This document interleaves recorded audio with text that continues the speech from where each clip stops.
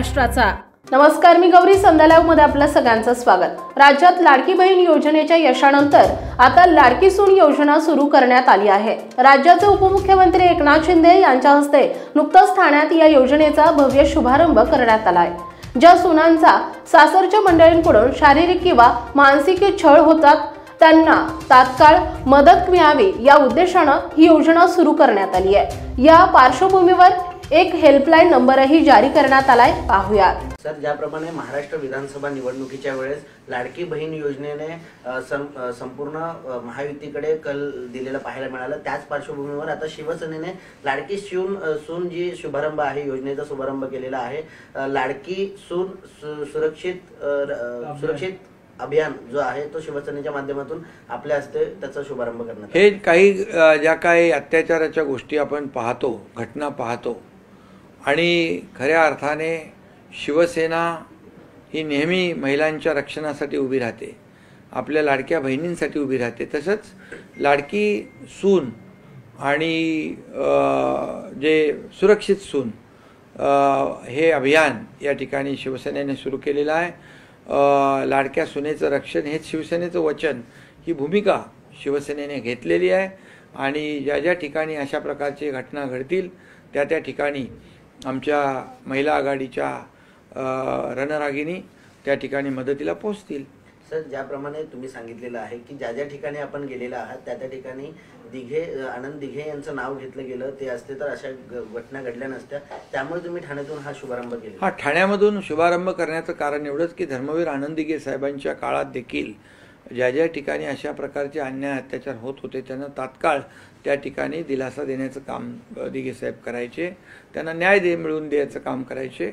आणि म्हणून मी अनेक ठिकाणी गेलो, पुण्यात देखील गेलो, त्यावेळेस त्या परिवाराने आवर्जून आनंद दिघे साहेबांचं नाव घेतलं आणि म्हणूनच आज ठाण्याच्या आनंद दिघे साहेबांच्या आनंद आश्रमातून याची सुरुवात होते। एक टीम बसेल आणि त्या ठिकाणी एक हेल्पलाईन नंबर असतील, त्याचबरोबर ईमेल ID डेव्हलप आपण करू, व्हॉट्सअप आपण हे करू आणि त्यामुळे तिथं त्यांना तक्रारी करता येतील आणि बिलकुल त्याची गुप्तता पाळली जाईल आणि त्या जिथं अन्याय झालाय त्यांना न्याय देण्याचं काम शिवसेनेच्या माध्यमातून होईल। शिवसेनेची महिला आघाडी याच्यासाठी पूर्णपणे उतरणार आहे आणि यामुळे शिवसेना महाराष्ट्रामध्ये घरोघरी देखील पोहोचणार आहे।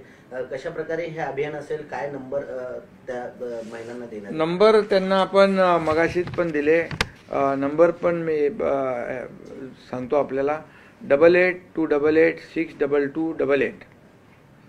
दुसरा नंबर आहे 8828892288। हे फोन नंबरही आहेत आणि हेल्पलाईन देखील सुरू होईल।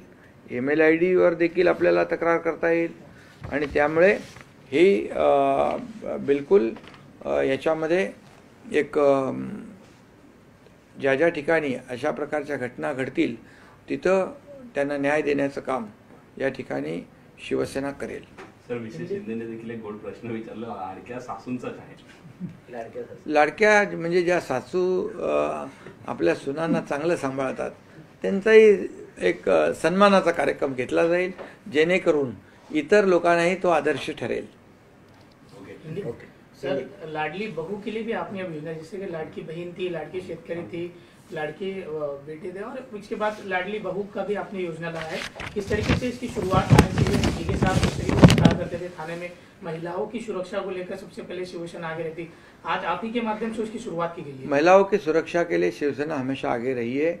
हिंदू हृदय सम्राट बाला साहेब ठाकरे जी भी कहते थे, आनंद दिघे साहब भी कहते थे कि महिला सुरक्षित तो परिवार सुरक्षित, और इसीलिए ये अभियान ठाणे में से शुरू हो रहा है और इसकी शुरुआत, इस अभियान की शुरुआत हुई है। नंबर भी 2 जो है वो यहाँ पर दिए हैं और व्हाट्सएप भी होगा, ईमेल भी होगा और हेल्पलाइन भी होगी। ये सब जो सिस्टम है वो पूरी तरह लागू होगी और इसमें जहाँ जहाँ अन्याय होगा, जहाँ ऐसे प्रकार होंगे, वहाँ पर हमारी महिला आघाड़ी शिवसेना की वहाँ मदद करेगी, शिवसेना मदद करेगी और कहीं पर भी अन्याय ना हो इसकी पूरी तरह ये करेगी, कोशिश करेगी। सर, महिला को सक्षमीकरण करने का शिवसेना का उद्देश्य था। बाला साहब ठाकरे हो, धर्मवीर आनंदी हो, इस उद्देश्य के बाद ये आप भी जो है इसी योजना ऐसे नए ला रहे, क्या कहेंगे? नहीं, लाडली बहन योजना भी लाई है ना।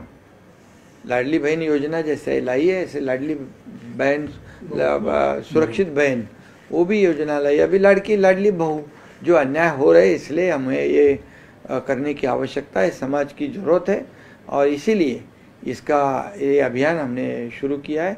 निश्चित रूप से इससे काफ़ी लोगों को राहत मिलेगी और समाज में एक अच्छा मैसेज जाएगा। सर, लाडली सास के लिए कुछ सरकार करने वाली? अभी जो सास बहू के साथ अच्छी रहती है उनका भी सम्मान करने का एक कार्यक्रम लेना, ऐसी भी मांग हुई है। तो ऐसा करने से समाज में एक अच्छा मैसेज जाएगा और सभी लोग एक दूसरे से, सास भी बहू से अच्छी रहेगी, बहू भी सास से अच्छी रहेगी। ताज्या आणि महत्त्वपूर्ण बातम्या पाहण्यासाठी आजच आमच्या संध्या लाईव्ह न्यूज चॅनलला यूट्यूबवर सबस्क्राईब करा आणि बेल आयकॉन प्रेस करा।